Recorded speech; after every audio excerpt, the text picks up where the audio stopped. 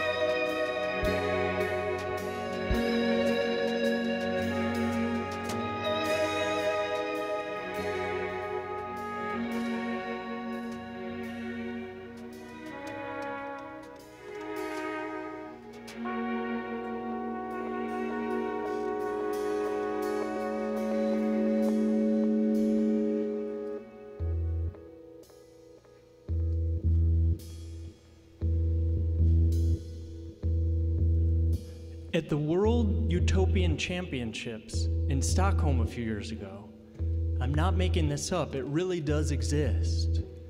This man, Cyril Belshaw from Canada, read the winning essay. It was called Thomas More's Vision of Utopia and Why It Still Matters Today. Apparently the talk was so inspiring and the audience was so moved by his words that several babies were conceived that night. That's the power of Utopia for you. This is Thomas More Lozano, this baby is Thomas More Callan, and this is Thomas More Gustafson. Again, I'm not making this up. You can check the internet if you don't believe me. The reference here is to Sir Thomas More, the guy who coined the term utopia. Back during the Renaissance, Thomas More wrote a book about a fictitious island called Utopia, an idyllic society where everyone had a good job and a high standard of living. They all shared everything and lived communally. There wasn't money or private property. In short, it was a kind of socialist paradise. But More wasn't just spinning some crazy fantasy about a perfect world. The point of the book was to create a complex dialogue between the future, or a possible future, and the present. The very term utopia was actually even a play on words, coming from Greek roots meaning not and place. In other words, More was clear, this was a place that does not exist. Since More's time, there have been several periods of great utopian activity. The early 1800s. This is the Oneida settlement in upstate New York, where they believed in free love.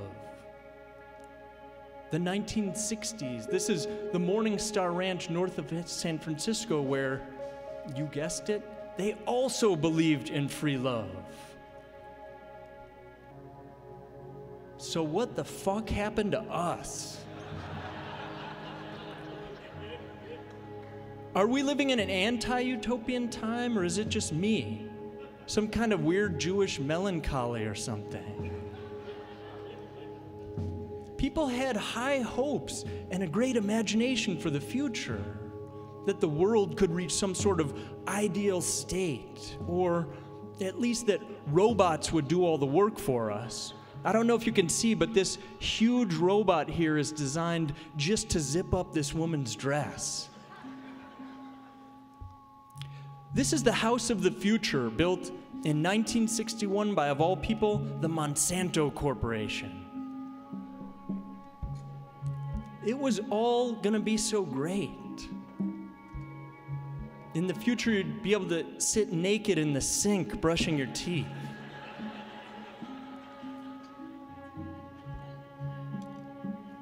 Dad would still be mad in the future. Also, check this out. In the future, you'd push the scent button in your house, and it would smell like leaves. So, what happened? The 20th century, that's what happened. Today, we no longer believe in the big, modernist, we're gonna remake the world impulse, and probably for good reason. These are pictures of people taken before they were killed by the Khmer Rouge.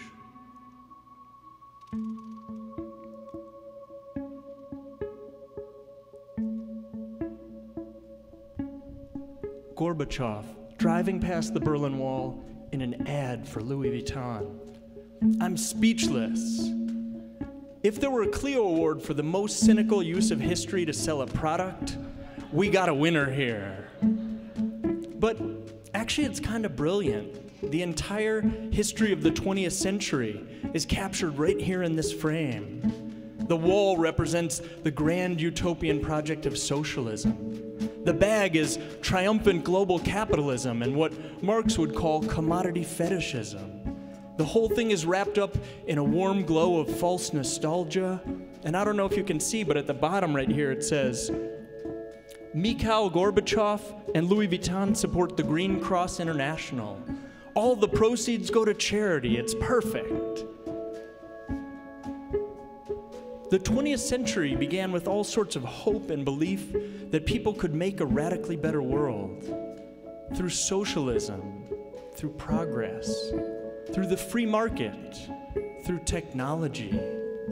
These big ideas have played themselves out. We're living in the shadow of that bust. Our societal imagination has been spent, and all we're left with is the $700 handbag. Now, I know there are people here tonight, and lots of people who are not moaning about the state of the world. You're making it a better place. Doing all that non-glamorous stuff like organizing, petitions, marches.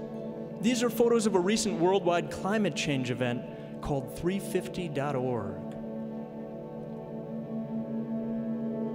And then how about Egypt and Tunisia and the Middle East? Those people are definitely remaking the world, at least for the moment.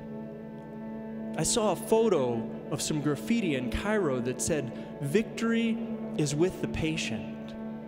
And let's hope it's true, because obviously it's this kind of activism over the long haul that's really truly the only way that things might actually get better. But I have to admit that deep down, I sometimes find it hard to believe that they will. That the future will be anything more than a worse version of the present. More pollution, disease, war. All right, I'm bumming even myself out here. This is a presentation about utopia. If nothing else, it should be hopeful.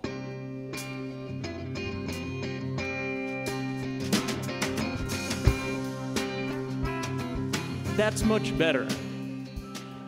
I guess I should say right up front that I love Utopia. In a simple, almost dorky way, I even love the word itself. It's such a good-looking word. Seriously, compare it to any other word. Chlamydia, for example. Well, that's actually a pretty good word, but blog or slacks, there's no comparison. Maybe it's all the vowels in Utopia, the U and the O, the way the P's followed by the IA. Look at it.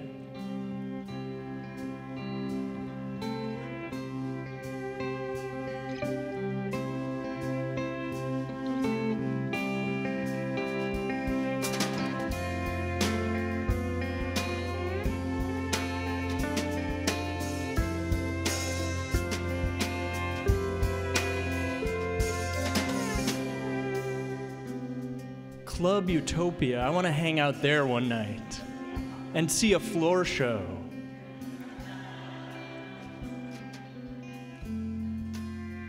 This is one of my favorite pieces of graffiti from Paris in 1968. It says, "Underneath the pavement is the beach." The idea is quintessentially utopian. Beyond the here and now, there are other ways of being, other lovely ways of being. The slogan was reused in the 1990s by a group called Reclaim the Streets. They'd take over freeways and have huge dance parties as a way to evoke another possible world.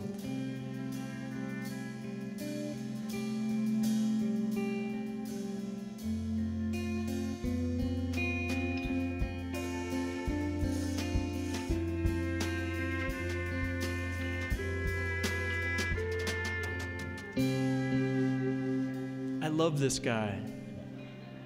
I wonder what he's doing now. He probably has a mortgage and hasn't worn a box on his head in years.